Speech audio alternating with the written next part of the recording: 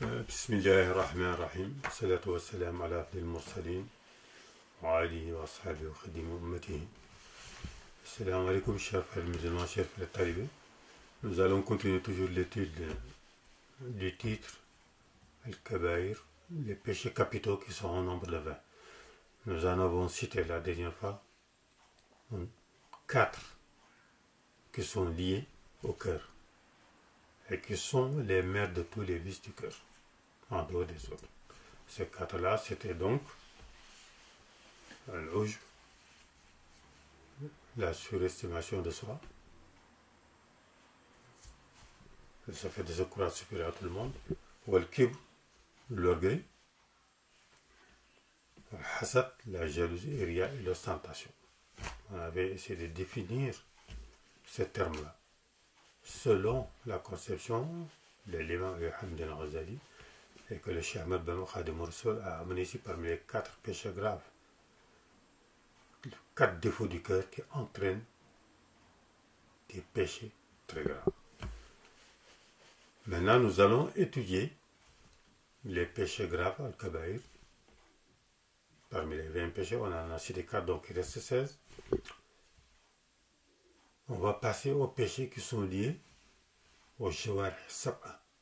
Jawarih sab'a, ça veut dire les 7 membres du corps qu'on avait cité la dernière fois.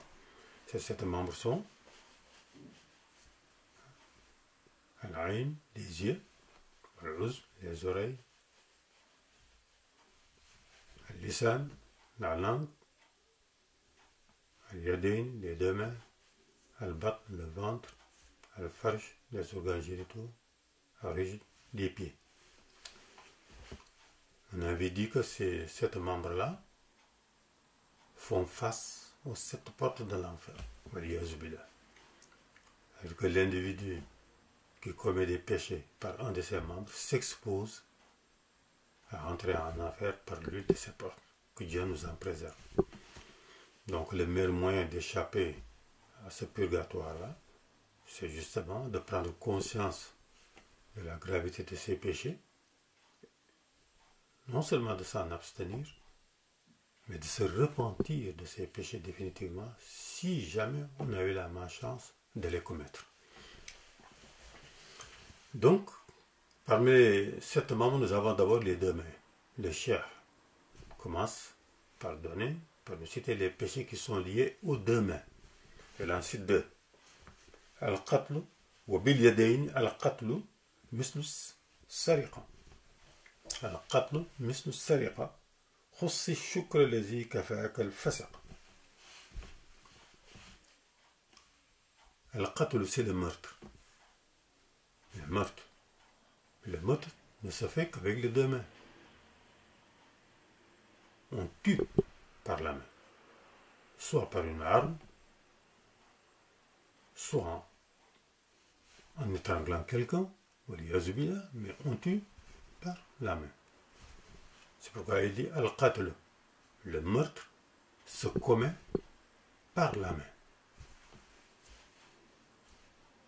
Sariqa, sariqa, c'est le vol, le fait de prendre le bien d'autrui par tromperie, alors qu'il ne nous a pas donné ses biens, on l'a volé.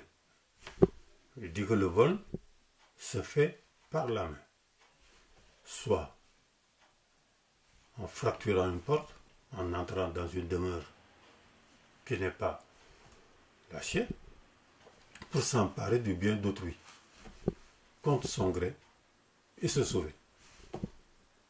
Ce qu'on appelle le vol. Il dit que le vol fait partie, avec le meurtre, des grands péchés. Des grands péchés. Alors, il fait une prière. Il demande à Allah subhanahu wa ta'ala de nous protéger de ces 2 actes de rébellion. Ce sont des fiscs, ce sont des actes de rébellion. Pourquoi? Parce qu'Allah nous interdit dans le Coran de tuer sans raison valable. Personne n'a le droit de mettre fin à la vie d'autrui par préméditation.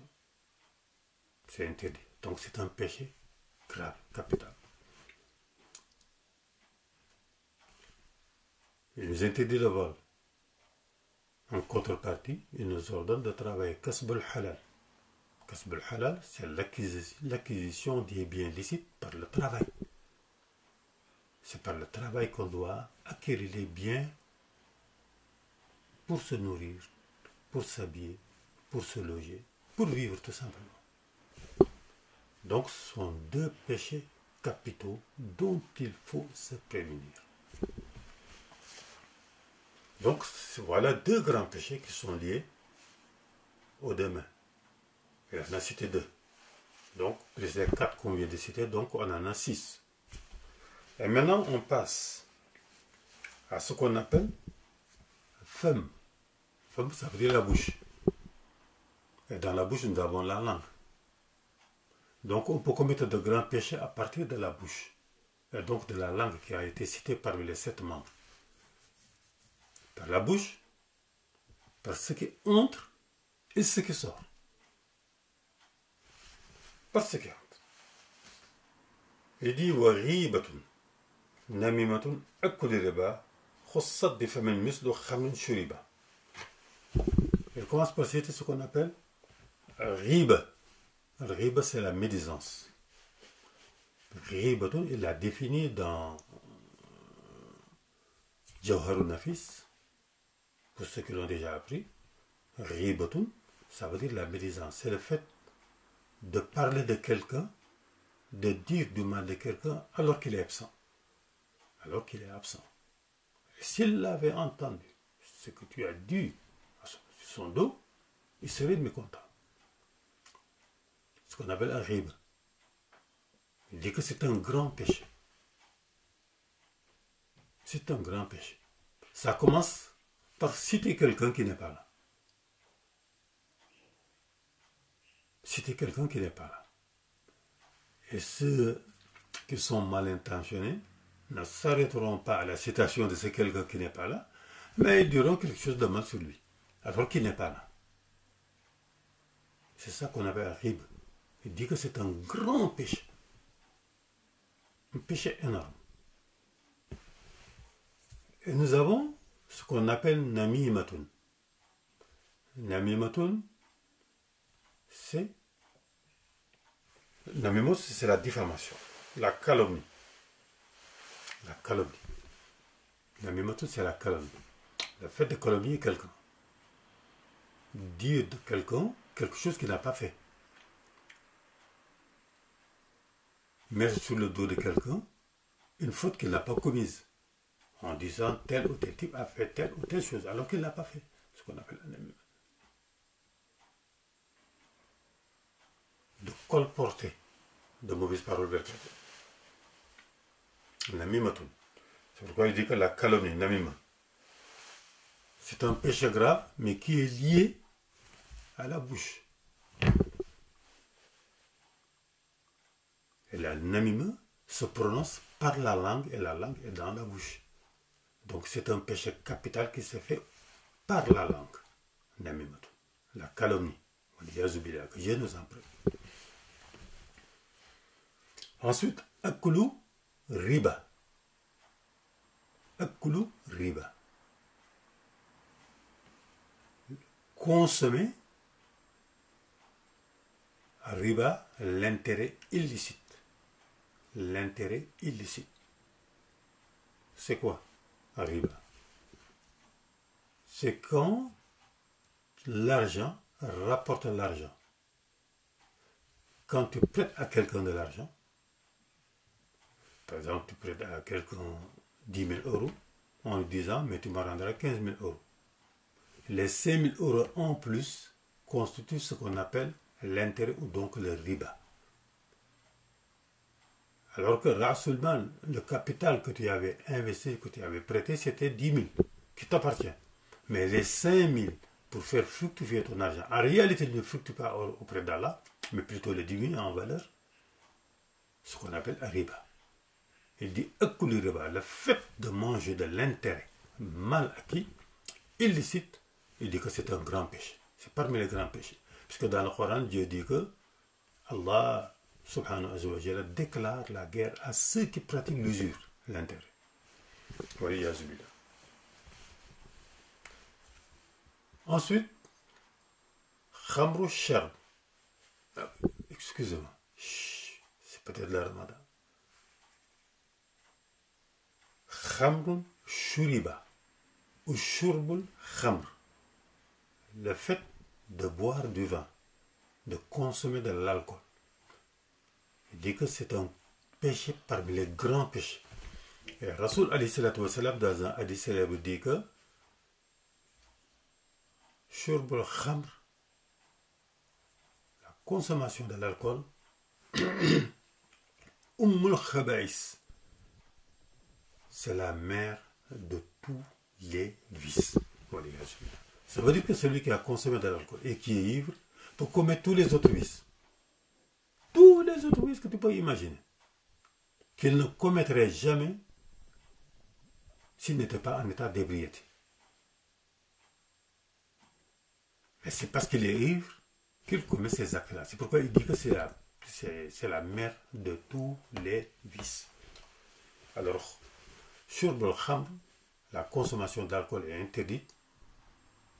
C'est un péché capital parmi les péchés capitaux.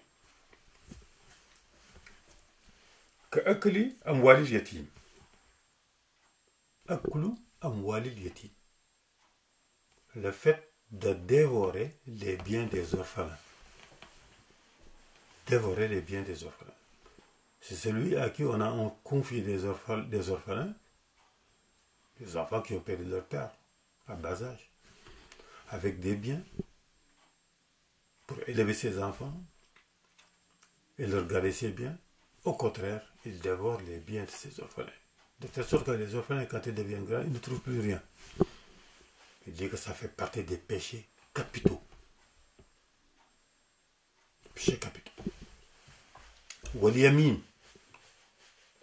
Ayel rumous. Al-yamin, ayel rumous. Rumous, c'est quoi al-yamin? Le parjure. Le fait de jurer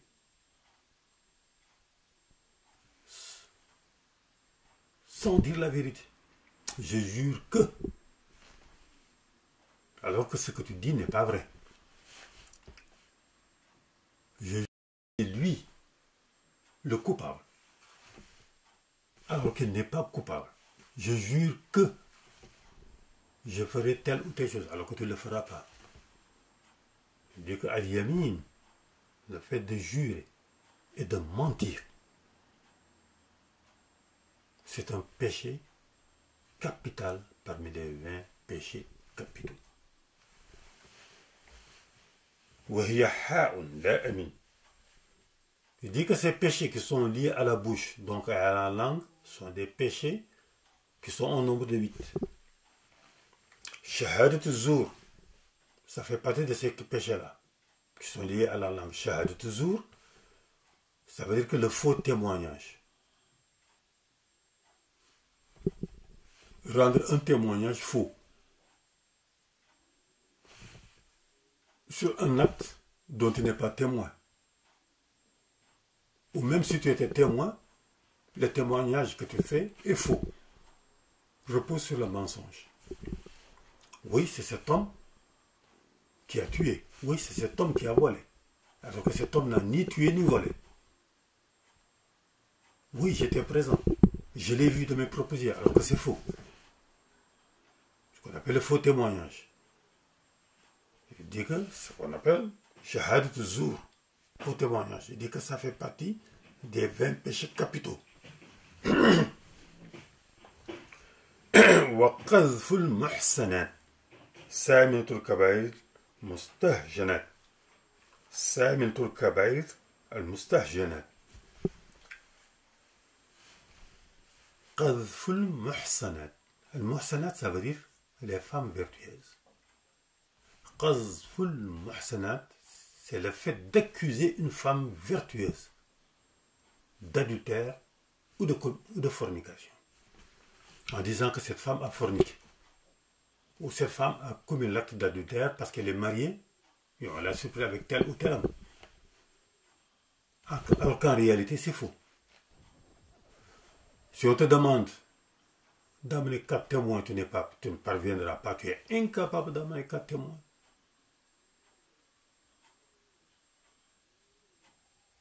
Ensuite, tu veux faire croire aux gens ce qui n'est pas vrai. En accusant telle femme qu'elle a commis la fornication, alors que cette femme est une femme vertueuse, qui ne commet ni adultère, ni fornication. Ce qu'on appelle qadhful muhsanat. Il dit ça, ça fait partie des péchés capitaux les plus graves et qui est puni par Allah subhanahu wa ta'ala.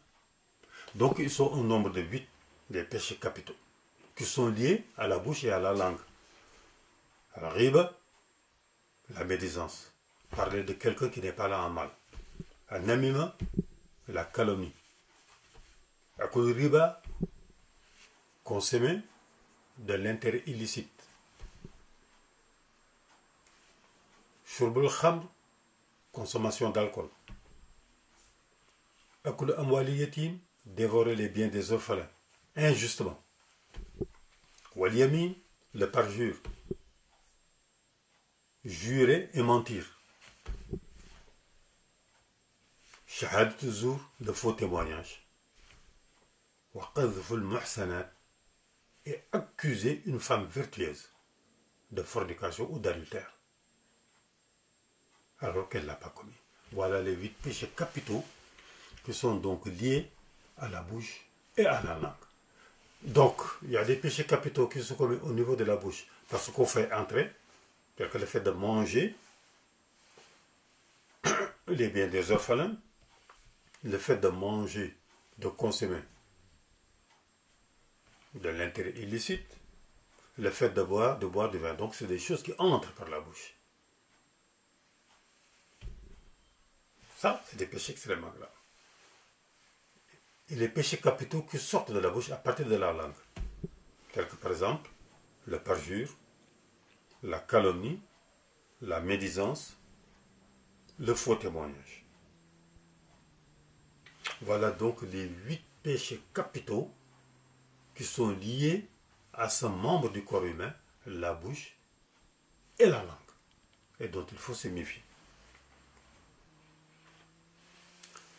Voilà donc les 8 péchés capitaux qui sont liés à la bouche et à la langue.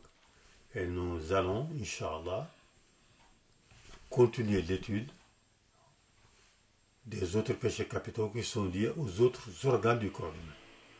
Wassalamu alaikum wa rahmatullahi ta'ala wa barakatuh.